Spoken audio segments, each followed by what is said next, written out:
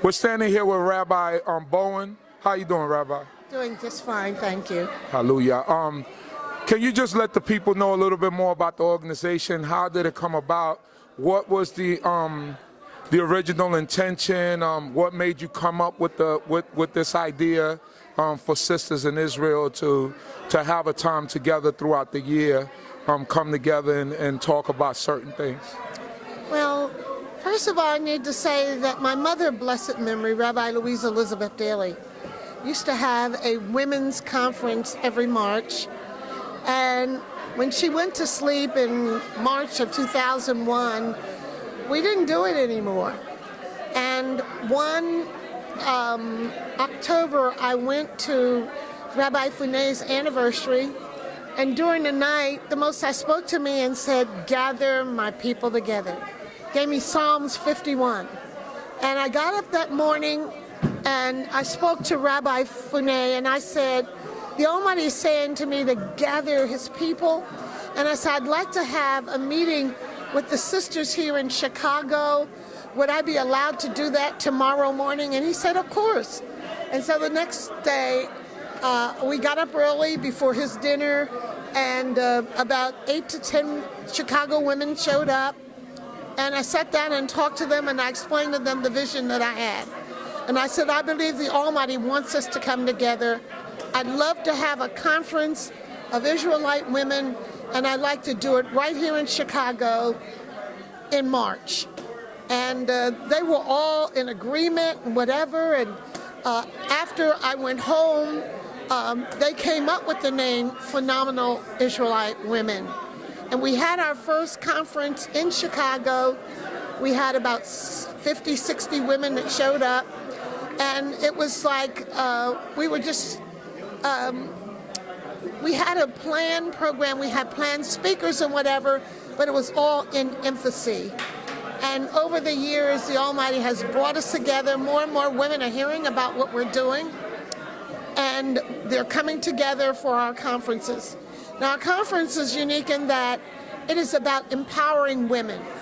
It's not about bashing men. Mm-hmm. We don't talk about how bad men are or whatever. We talk about what can we do to be better wives, mothers, sisters, daughters, but most of all, better servants for the eternal.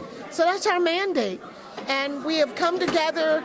Some of the women, we did not even know they existed when this first started. And now we are sisters for life. We come together, we love each other. I don't know if we've ever had a fight, thank the Almighty. People come together with one mind, one determination, and we just enjoy each other. It's a learning environment where we discuss issues that are apropos to Israelite women. And we leave feeling invigorated. That's great.